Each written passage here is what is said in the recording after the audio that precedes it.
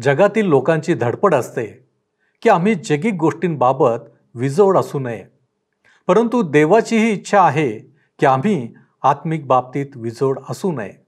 आमचे मॅचिंग कोणकोणत्या बाबतीत आहे? उपासना उपासना उपासना उपासना प्रभुजी करो उपासना प्रभुजी करो उपासना उपासना उपासना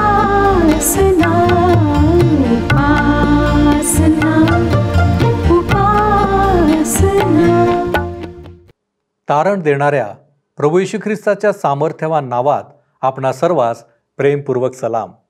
उपासना कार्यक्रमामध्ये आपले हार्दिक स्वागत. प्रियांनो, हल्लीचे जग हे मॅचिंगचे जग आहे.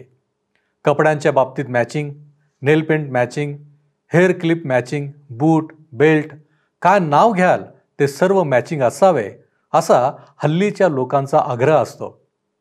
अजून एक प्रकार यामध्ये दिसतो ज्याला कॉन्ट्रास्ट मॅचिंग म्हणतात. एकंदरीत काय तर आम्ही जगासमोर उत्तम दिसावे, लोकांमध्ये उठून दिसावे, आपल्याला मान सन्मान मिळावा ही भावना आणि इच्छा देखील असते. परंतु देव आमच्याकडून या बाबतीत काय अपेक्षा करतो, आपण कधी विचार केला आहे काय? होय प्रियांनो, हा विचार अत्यंत महत्त्वाचा आहे. देव आमच्या जीवनाबाबत दखल घेणार आहे आणि म्हणूनच आपण पाहतो की सातत्याने देवाने त्याच्या लोकांना बारकाईने मार्गदर्शन केलेले आहे. आजच्या अध्ययनात मॅचिंग याच विषयावर आपण अध्ययन करणार आहोत. परंतु आपण हे लक्षात घ्यावे की विश्वासणाऱ्यांच्या जीवनात या गोष्टी देव अपेक्षित करतो. तर मग चला प्रियांनो, आपण आपल्या अध्ययनाची सुरुवात करूया.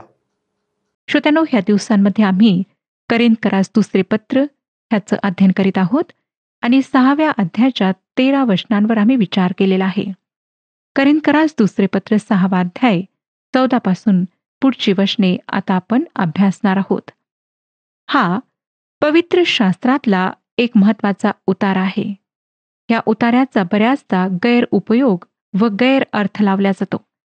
काही लोक या उतार्याला अतिशय भावनाहीन, कठोर व कठीण बनवतात, परंतु हा उतारा एका अतिशय प्रीतीने ओथंबलेल्या अंतःकरणातून आलेला आहे. हा पौलाने लिहिलेला उतारा त्याच्या करिंथातल्या विश्वासणाऱ्यांविषयीच्या कळवळ्याचे प्रदर्शन करतो.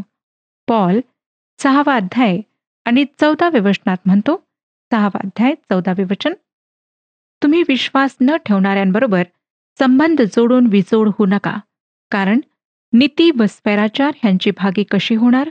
उजेड व अंधार ह्यांचा मिलाफ कसा होणार? पौल या करिंथकरांना सांगत आहे की त्यांनी मूर्तीपूजेपासून अगदी वेगळे व्हायला पाहिजे, देहाच्या पापांपासून विभक्त व्हायला पाहिजे, जो जगिकपणा त्यांच्या आजूबाजूला आहे त्यापासून त्यांनी वेगळे व्हायला पाहिजे. जुन्या कराराच्या काळात अनेक लोक शेती व्यवसाय करणारे होते व त्यांना परमेश्वराने त्याचे नियमशास्त्र दिले. त्यानुसार त्यांनी बैल आणि गाढव अशी विजोड जोडी नांगराला जुंपू नये असे त्यांना सांगण्यात आले. विषम जनावरे एकत्र न जुंपण्याची त्यांना आज्ञा करण्यात आली होती. त्यापैकी एक शुद्ध प्राणी होता व दुसरा अशुद्ध प्राणी होता. या ठिकाणी परमेश्वर विश्वासणाऱ्यांना सांगतो की विश्वासणाऱ्यांनी अविश्वासणाऱ्यांशी विजोडपणे जोडल्या जाऊ नये. जोडले जाण्याचा अर्थ आहे श्रोत्यानो, एखाद्या एकत्रीकरणाच्या प्रकारामध्ये त्या दोघांनी एकत्र येणे. उदाहरणार्थ व्यवसाय, उद्योग, भागीदारी, विवाह, दीर्घकालीन उद्योग. विवाह संबंध म्हणजे दोन व्यक्तींचे एकत्र जोडल्या जाणे. विश्वासणाऱ्यांनी अविश्वासणाऱ्यांशी विवाह करू नये. शुद्ध व अशुद्ध प्राणी यांना नांगराला एकत्र जोडल्या जाऊ नये. देवाचे लेकरू व सैतानाचे लेकरू यांनी एकत्र येऊन जीवनाची गाडी एकत्र ओढू नये, कारण दोघांचीही नीतिमूल्ये अतिशय वेगवेगळी असतात. दोघांसमोर असलेली ध्येये आणि दोघांचा विश्वास वेगवेगळा असतो.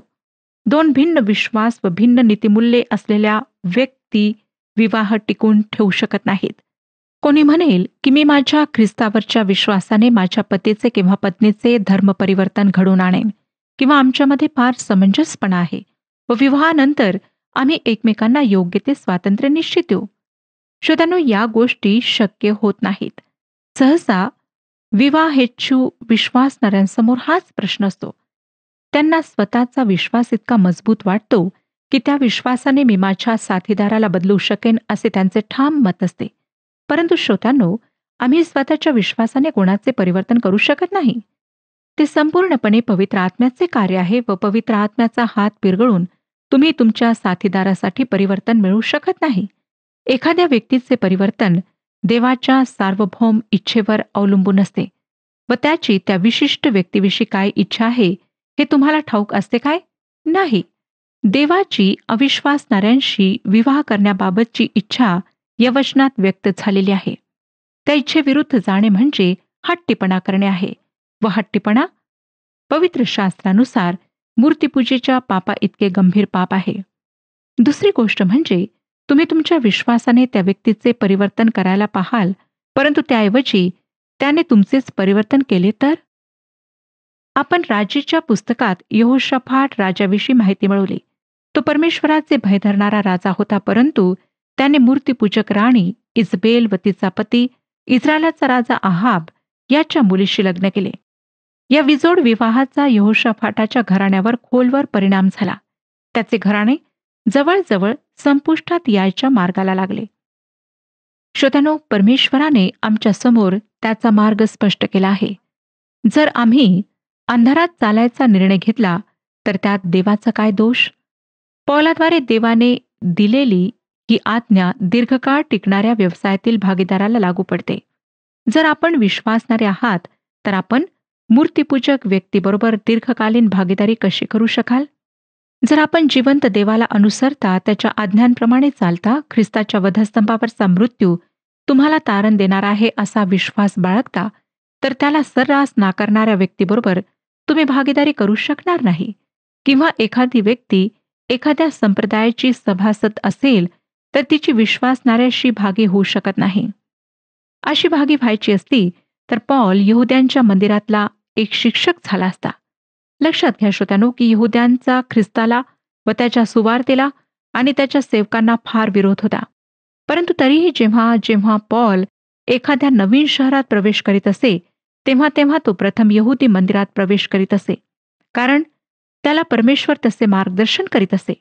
परंतु त्याने जर त्या मंदिरातच आपले ठाण मांडले असते, यहुदी शिक्षकांसारखा तो एक झाला असता, तर तो त्यांच्याशी विजोडपणे जोडला गेला असता. पौल या वचनामध्ये कायमस्वरूपी भागीदारीच्या संबंधाविषयी बोलत आहे. विवाह, दीर्घकालीन व्यावसायिक भागीदारी हे ते संबंध आहेत. पौल पुढील वचनामध्ये अधिक स्पष्टीकरण देतो. 15वं वचन पुढे आम्हाला सांगतं, 6वा अध्याय 15वं वचन, ख्रिस्ताची बलियाराशी एक वाक्यता कशी होणार? विश्वास ठेवणारा व विश्वास न ठेवणारा हे वाटेकरी कसे होणार? विश्वासणाऱ्यांचा अविश्वासणाऱ्यांशी काही एक सहभाग नाही. कायमस्वरूपी बंधनात ते एकत्र येऊ शकत नाहीत. श्रोत्यानो, देवाने आम्हाला जसा तो पवित्र आहे तसे पवित्र होण्यासाठी पाचारण केले आहे. त्याने आम्हाला ख्रिस्त आमचे नीतिमत्व म्हणून दिला आहे. जुन्या करारातील काळात जशी देवाच्या मंदिरातली त्याच्या सेवेची भांडी वेगळी व शुद्ध ठेवल्या जात असत, तसे आम्ही राहायला हवे. पवित्र जीवन आम्ही जगायला हवे आणि हीच परमेश्वराची आमच्या जीवनासाठी इच्छा आहे. 16वं वचन पहा, देवाच्या मंदिराचा मूर्तीबरोबर मेळ कसा बसणार? आपण तर जिवंत देवाचे मंदिर आहो. देवाने असे म्हटले आहे की मी त्यांच्यामध्ये वास करून राहीन, मी त्यांचा देव होईन व ते माझे लोक होतील. पौल या वचनामध्ये स्पष्टच मूर्तीपूजेचा उल्लेख करतो. देवाच्या मंदिराचे मूर्तीशी सहमत होऊ शकत नाही. देवाचे मंदिर कोठे आहे? ते यरुशलेमेत आहे की तुमची जी प्रार्थना मंदिरे आहेत ते देवाचे मंदिर आहे? श्रोत्यानो, पवित्र शास्त्र आम्हाला सांगते की आमचे अंतःकरण देवाचे मंदिर आहे. करिंथकरास पहिले पत्र 3रा अध्याय आणि 16वं वचन ह्या विषयी आम्हाला सांगतं.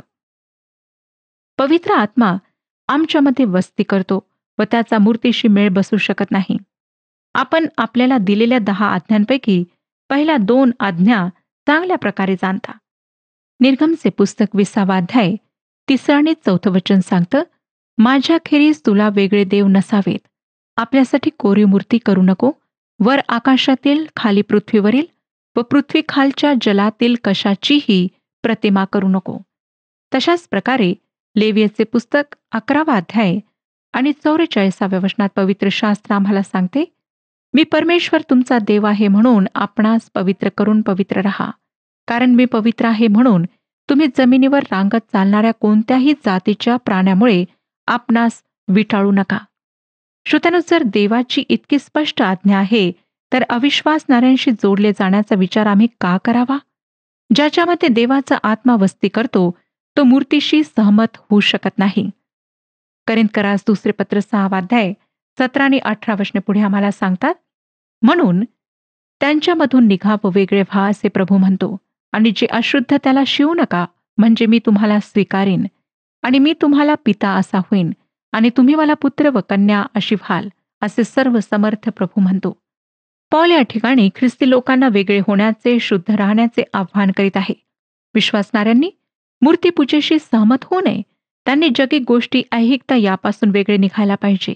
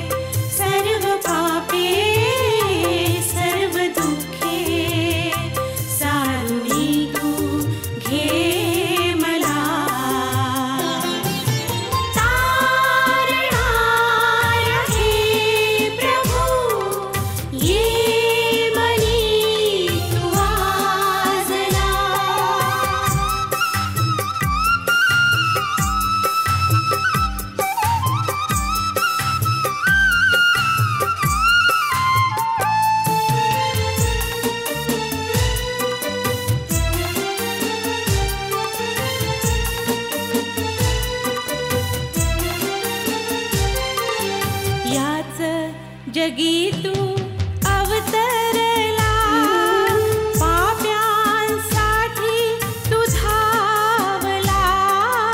याच जगी तू अवतरला, पाप्यांसाठी तू धावला. त्या क्रूसाला तू कवटाळीने तारण दे मला.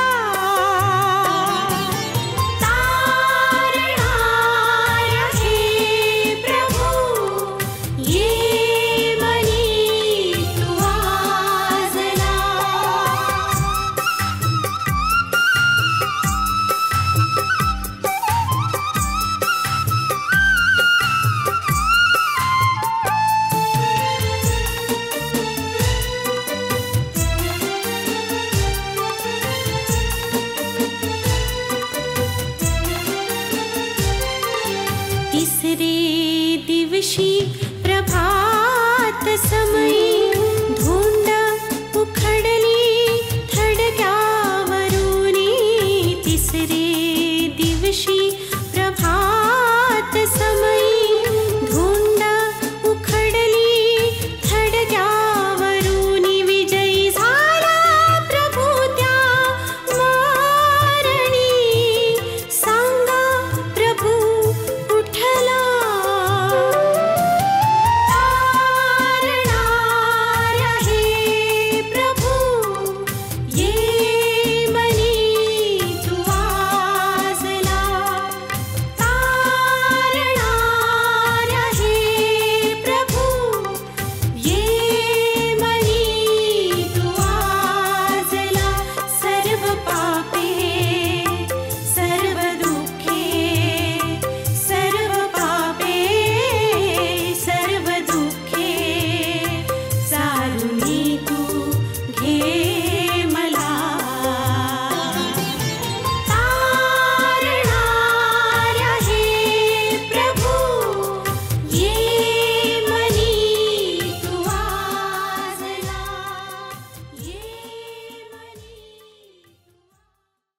जगिकपणा मंडळी व विश्वासणारे यांच्या जीवनामध्ये शिरकाव करू शकतो.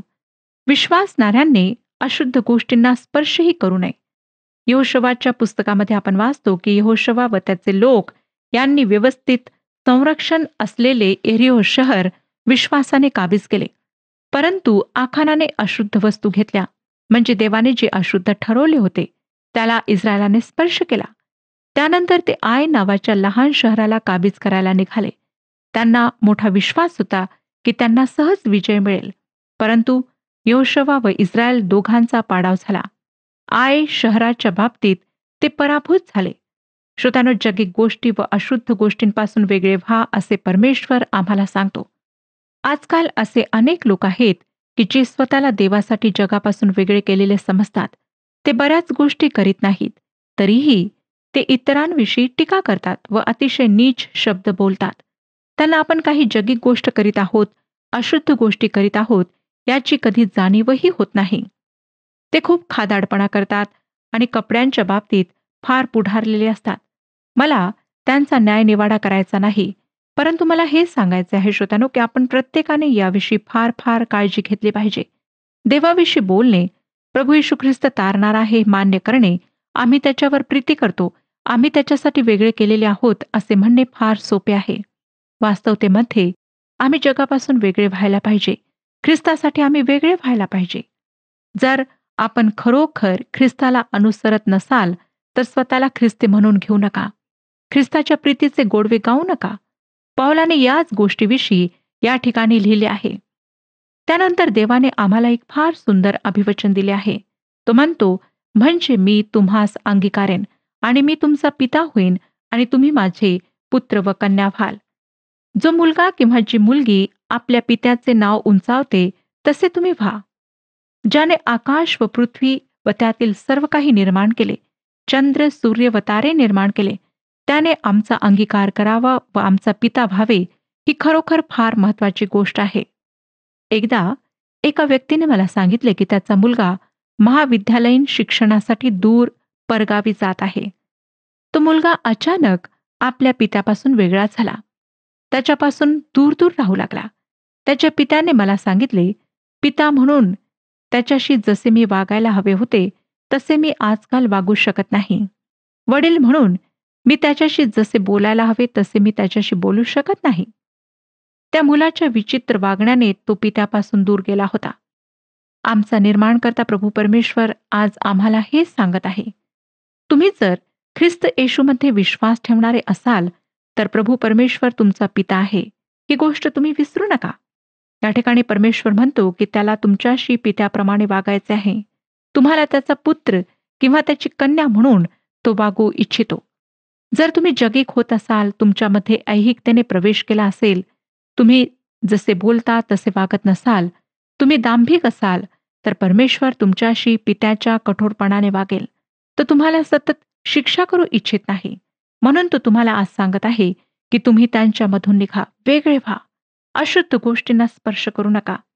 असे तुम्ही केले तरच परमेश्वर पित्याबरोबर तुमचे पुत्र किंवा कन्या म्हणून अतिशय जवळचे संबंध प्रस्थापित होतील. या अध्यायाच्या सुरुवातीला पौलाने सांगितले की आम्ही देवाची कृपा व्यर्थ अंगीकारू नये, म्हणजे त्याची कृपा स्वीकारल्यावर जगिक व दैहिक सुख लालसांकडे लक्ष देऊ नये, त्याकडे आपण पाठ फिरवायला पाहिजे. त्यानंतर त्याने स्वतःविषयी व त्याच्यासोबतच्या ख्रिस्ताच्या इतर सेवकांविषयी लिहिले. सर्व चांगल्या व कठीण परिस्थितीमध्ये आपण आपले सेवकत्व कसे पटवून देतो हे पौलाने स्पष्ट केले. त्यानंतर त्याने विश्वासणाऱ्यांना सांगितले की त्यांनी अविश्वासणाऱ्यांशी भागीदार होऊ नये, कारण देव पवित्र आहे व त्याच्या सेवेसाठी आम्ही जगापासून वेगळे व्हावे अशी त्याची आज्ञा आहे. आता श्रोत्यानो, आपण पुढच्या म्हणजे 7व्या अध्यायाकडे वळूया. पौलाच्या अंतःकरणात देवाने दिलेला दिलासा ही या अध्यायाची मध्यवर्ती कल्पना आहे. देवाचा दिलासा किंवा त्याचे सांत्वन याविषयी स्पष्टीकरण देणारा हा पत्रातला शेवटचा अध्याय आहे. पौलाच्या अंतःकरणात देवाने जे सांत्वन घातले होते, जो दिलासा देवाने त्याला दिला होता, त्याविषयी पौल या अध्यायामध्ये मनमोकळेपणाने सांगत आहे. हा अध्याय समजण्यासाठी आम्ही त्याची पार्श्वभूमी प्रथम लक्षात घेतली पाहिजे. या करिंथातल्या मंडळीमध्ये एक माणूस होता जो भयंकर अनैतिक गोष्ट करीत होता. त्याचे त्याच्या स्वतःच्या वडिलांच्या पत्नीशी म्हणजे सावत्र आईशी अनैतिक संबंध होते. या परिस्थितीविषयी मंडळीने काहीही हालचाल केली नव्हती आणि पौलाने आपल्या पहिल्या पत्रामध्ये त्यांना रागे भरले होते. त्यांनी ते अनैतिक वर्तनाचे प्रकरण संपून टाकण्याची ताकीद त्यांना दिली होती. आता पौलाने जेव्हा हे दुसरे पत्र लिहिले त्या दरम्यान करिंथातल्या मंडळीने त्याचा सल्ला गंभीरपणे घेऊन त्या प्रकरणाची वासलात लावली होती. याचा परिणाम असा झाला की त्या माणसाने पश्चाताप केला. त्याने आपल्या पापांची कबुली दिली. मंडळीने हा प्रश्न अचूक असा सोडविला. पौलाच्या पत्राचा त्यांच्यावर खरोखर परिणाम झाला होता. तीताने पौलाकडे निरोप आणला की या संबंधित माणसाने स्वतःच्या पापांविषयी फार पश्चाताप केला. तो त्याविषयी फार रडला व मंडळीमध्ये स्वतःची ओळख दाखवायला आपण अपात्र आहो असे त्याला वाटले. करिंथकरास दुसरे पत्र 7व्या अध्यायात पौल या गोष्टीविषयी लिहित आहे. 7वा अध्याय पहिल्या वचनात तो लिहितो, तेव्हा प्रियजन हो, आपणाला ही अभिवचने मिळाली आहेत म्हणून देहाच्या व आत्म्याच्या सर्व अशुद्धतेपासून आपण स्वतःला शुद्ध करू आणि देवाचे भय बाळगून पावित्र्याला पूर्णता आणू. पौल या ठिकाणी आधीच्या अध्यायामध्ये दिलेल्या अभिवचनांविषयी लिहित आहे. परमेश्वर म्हणाला, जर आपण त्याच्या आज्ञेचे पालन करू तर तो आमचा पिता होईल आणि आपण त्याचे खरेखुरे पुत्र व कन्या होऊ आणि या संबंधामध्ये तो आमच्यासह राहील. परंतु याचा अर्थ असा होत नाही की जर आम्ही जगापासून वेगळे होणार नाही तर आम्ही आमचे तारण गमावू. परंतु त्याचा अर्थ असा आहे की जर आपण पवित्र जीवन जगलो नाही तर प्रभू आमच्याशी पित्याच्या नात्याने राहू शकत नाही. श्रोत्यानो, देवाची इच्छा आहे की आम्हाला त्याच्या पुत्र व कन्यांप्रमाणे त्याने वागवावे. आपल्यापैकी अनेकांना माहीत नाही की तो किती चांगला पिता आहे. आमचे पितृत्व करण्यासाठी आम्ही त्याला संधी देत नाही. असे आमचे जगिक वागणे बदलण्यासाठी आम्ही काय करायला हवे? पौल आम्हाला सांगतो, यास्तव प्रियांनो, आपणास ही वचने दिलेली आहेत म्हणून आपणास आम्ही शुद्ध करावे. आम्ही स्वतःला शुद्ध कसे करू शकतो? आम्ही पापाच्या अपराधाच्या जाणीवेपासून स्वतःच्या विवेकबुद्धीला शुद्ध करू शकत नाही. मी स्वतःच्या विवेकबुद्धीसाठी तसे करू शकत नाही.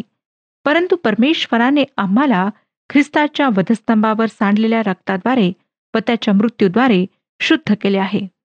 तो यशाया संदेशाच्या पुस्तकामध्ये आम्हाला यशायाचे पुस्तक 1 अध्याय आणि 18व्या वचनामध्ये म्हणतो. यशायाचे पुस्तक 1 अध्याय आणि 18वे वचन, चला या आपण बुद्धिवाद करू. तुमची पातके लाखेसारखी लाल असली तरी ती बर्फासारखी पांढरी होतील. ती किरमिजासारखी तांबडी असली तरी लोकरीसारखी निघतील. एकदा आम्ही परमेश्वराकडे आल्यावर त्याने आम्हाला त्याच्या प्रिय व एकुलत्या एका पुत्राच्या निर्दोष व पवित्र रक्ताने शुद्ध केल्यावर आम्हाला प्रतिदिनी शुद्ध होण्याची गरज असते. प्रतिदिनी होणाऱ्या जगाच्या विटाळापासून शुद्ध होण्याची आम्हाला गरज असते. त्यासाठी देवाचे वचन जीवनी जलाप्रमाणे, शुद्ध जलाप्रमाणे आहे. प्रभू येशू ख्रिस्ताने आपली वचने शिष्यांना दिली व म्हटले, योहान शुभवर्तमान 15 अध्याय आणि 3ऱ्या वचनात, जे वचन मी तुम्हाला सांगितले त्यामुळे तुम्ही आता शुद्ध झालाच आहात. तसेच पौल इफिसकरांना लिहिलेल्या पत्रामध्ये म्हणतो की प्रभू येशूने मंडळीवर प्रीती केली आणि आपणाला तिच्याकरिता अर्पून दिले. इफिसकरास पत्र 5 अध्याय आणि 26 वचन सांगतं, अशासाठी की तिला त्याने वचनाद्वारे जलस्नानाने स्वच्छ करून पवित्र करावे. श्रोत्यानो, आम्ही या जगात राहतो व जगिक लोकांमध्ये मिसळतो. कळत नकळत आम्ही त्यांचे अनुकरण करतो किंवा त्यांचा प्रभाव आमच्यावर पडतो. अशा अनुकरणापासून किंवा प्रभावापासून आम्हाला देवाचे वचन शुद्ध करते. जेव्हा मी देवाच्या वचनाचा विश्वासाने स्वीकार करते तेव्हा देहाच्या व आत्म्याच्या सर्व घाणीपासून मी शुद्ध होते. प्रभू येशू ख्रिस्ताने आपल्या प्रार्थनेमध्ये हेच म्हटले. योहान शुभवर्तमान 17 अध्याय आणि 17वे वचन, तू त्यांना सत्यात समर्पित कर, तुझे वचन हेच सत्य आहे. श्रोत्यानो, शुद्धतेसाठी जगातला सर्वात चांगला साबण कोणता असेल तर तो म्हणजे देवाचे पवित्र वचन होय. देवाचे वचन आम्हाला शुद्ध करते. पवित्र आत्मा आम्हाला पापापासून दूर जायला मदत करतो. पौल म्हणतो की आम्ही देव व आत्मा यांच्या सर्व अशुद्धतेपासून स्वतःला शुद्ध करून घ्यायला हवे. देवाच्या दृष्टीने सर्व पाप म्हणजे अशुद्धता आहे. तसेच आहे तर देहाची पापे अशुद्धता व आत्म्याची पापे अशुद्धता यांच्यात काय फरक आहे? देहाची अशुद्धता म्हणजे श्रोत्यानो देहाद्वारे गेलेली पापे होय. वासना, अनिर्बंध इच्छा, दारूबाजी, खादाडपणा, रंगेलपणा, अवाजवी माया ही सर्व देहाची पापे आहेत. या गोष्टी अतिशय किळसवाण्या आहेत. आम्ही ही गोष्ट लक्षात घ्यायला पाहिजे की आजच्या आमच्या जगामध्ये पापाला सन्मानाचे स्थान दिले जाते. मोठ्या शहरामधील महाविद्यालयांमध्ये ज्या मुलीला मित्र नसेल तिला घाटी समजल्या जाते. म्हणजे मुलींना मित्र असणे ही मानाची व प्रतिष्ठेची गोष्ट गणल्या जाते. आजच्या आमच्या विश्वाची नैतिक मूल्ये फार फार रसातळाला गेलेली आहेत. चित्रपट, कादंबऱ्या, टीव्ही आणि आजूबाजूचे वातावरण या असल्या पापांना उंचावतात. श्रोत्यानो, आम्हाला पवित्र व्हायचे आहे. ख्रिस्ताला परिधान करा, त्याचे वचन आपल्या अंतःकरणात जपून ठेवा, म्हणजे तुम्ही अशुद्धपणापासून स्वतःला वाचवू शकाल. परमेश्वर ह्या विषयात आपले मार्गदर्शन करो आणि आपणातील प्रत्येकाला आशीर्वाद देऊ. हा कार्यक्रम आपणास आवडला काय? आता आम्हाला एक मिस कॉल करा आणि आपण पुढील विजेता होऊ शकता.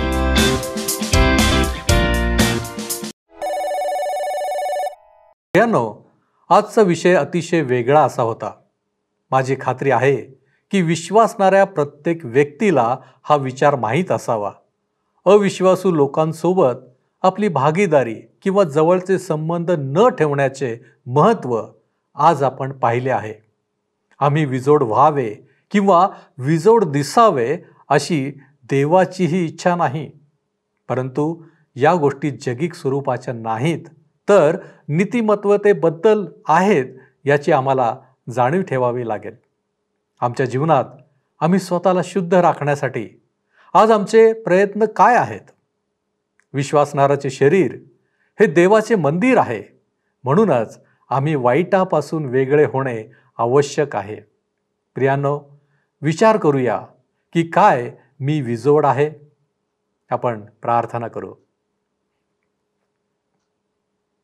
आमच्यावरती प्रीती करणाऱ्या आमच्या महान प्रेमळ परमेश्वर देव बापा, आम्ही तुझे उपकार मानतो, तुझ्या नावाला धन्यवाद देतो बापा.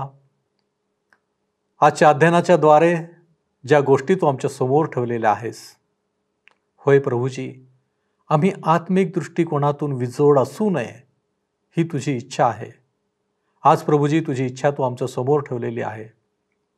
होय परमेश्वर, आम्हाला ठाऊक आहे आम्ही या पृथ्वीवर राहणारे जगिक असे लोक आहोत आणि म्हणूनच प्रभू परमेश्वर आम्ही जगिक गोष्टींमध्ये गुरफटून जातो, आम्ही गुंततो त्याच्यामध्ये आणि प्रभूजी आम्ही विजोड होऊ लागतो. आज या वचनांच्या द्वारे आम्ही आमचं आत्मपरीक्षण करतो, तुझ्या चरणांपाशी येतो आणि प्रभूजी आम्ही निश्चय करतो की आम्ही आत्मिक दृष्टिकोनातून विजोड न होता तुला योग्य असं आमचं जीवन असावं, आमची कृती शुद्धतेची असावी आणि बापा आमच्या प्रत्येक आचरणाच्या द्वारे तुला आणि तुलाच गौरव प्राप्त व्हावं. होय प्रभूजी, या गोष्टी करण्यासाठी तू आम्हाला सहाय्य कर. तारणारा प्रभू येशू ख्रिस्त याच्या गोड आणि गौरवी नावात ही प्रार्थना करतो, म्हणून तू ऐक. आमेन. तुम्ही प्रभूमध्ये प्रकाश असे आहात, प्रकाशाच्या प्रजेसारखे चाला. प्रभू आपणाबरोबर सदैव असो.